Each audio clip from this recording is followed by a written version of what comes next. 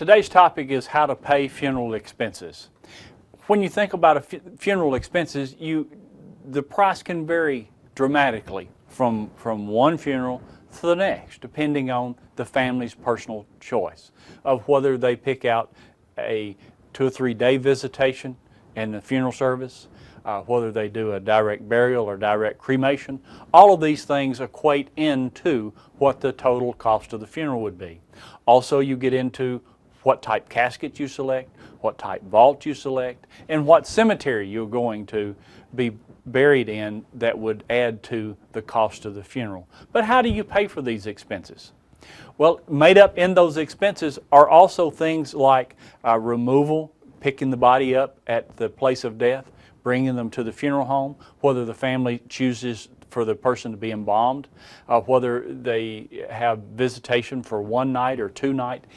Each of those things add to the cost of the funeral.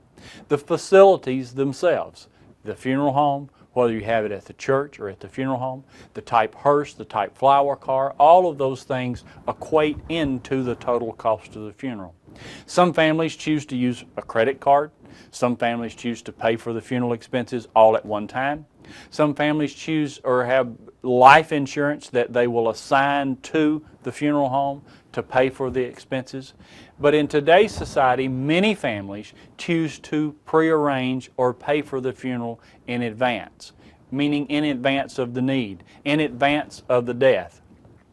Many families come to the funeral home, they select the type service, the type casket, the type vault, the type arrangements that they want for themselves or a family member, and then the funeral home can get a total on what that cost would be at today's price.